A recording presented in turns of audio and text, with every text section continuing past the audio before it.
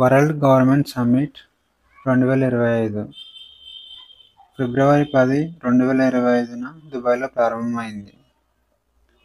ఫిబ్రవరి 14 వరకు ఇది జరుగుతుంది. ఇది 12వ world government summit. World government summit theme వచ్చేసి షేపింగ్ ఫ్యూచర్ గవర్నమెంట్స్. ఇందులో 30 దేశాధినేతలు, 400కు పైగా మంత్రులు పాల్గొన్నారు. ఇందులో 3 రకాల ఫోరమ్స్ ఉంటాయి: future of work forum, artificial intelligence forum, future of mobility forums. ప్రతి ఫోరం తమ రంగాలలో ఏర్పడుతున్న ధోరణులు మరియు సవాళ్లను అన్వేషించడం లక్ష్యంగా పెట్టుకుంది. వరల్డ్ గవర్నమెంట్ సమ్మిట్ అనేది వివిధ ప్రపంచ సంస్థల భాగస్వామ్యంతో ప్రభుత్వాలు ఎదుర్కొంటున్న ముఖ్యమైన సవాళ్లను పరిష్కరిస్తుంది.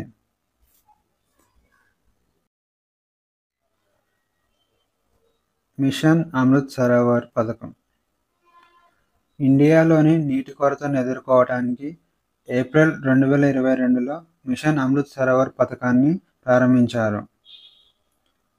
ఈ మిషన్ ప్రతి జిల్లాల్లో 75 చెరువులను నిర్మించడం, దేశవ్యాప్తంగా 50,000 పైగా చెరువులను నిర్మించడం లక్ష్యంగా పెట్టుకుంది.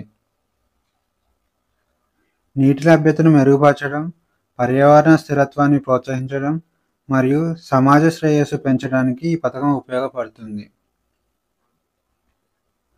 గ్రామీణ ప్రాంతాల్లో నీటి కొరత సమస్యలను పరిష్కరించడం ఈ మిషన్ యొక్క ప్రాథమిక లక్ష్యం. ఈ పథకం గ్రామీణాభివృద్ధి మంత్రిత్వ శాఖ, జలవనరుల మంత్రిత్వ శాఖ ఆధ్వర్యంలో పనిచేస్తుంది. Bhaskaracharya national institute for space application and Jio informatics అనే సంస్థ ఈ పథకానికి సాంకేతిక సహాయాన్ని అందిస్తుంది. 2025 జనవరి నాటికి 81,000 పైగా అమృత్ సరోవర్లను గుర్తించారు. వాటిలో 66,000 పైగా నిర్మాణం పూర్తి అయిపోయింది. Green credit program update. Green credit program మరియు ఎకోమార్క్ స్కీమ్ అనేవి భారత ప్రభుత్వం అక్టోబర్ 2023న ప్రారంభించాయి. ఈ పథకాలు పర్యావరణ సమతుల్యతను ప్రోత్సహించడం మరియు వ్యక్తులు, సంస్థలు మరియు వ్యాపారాలలో ఎకో ఫ్రెండ్లీ పద్ధతులను ప్రోత్సహించడం లక్ష్యంగా పెట్టుకుంది.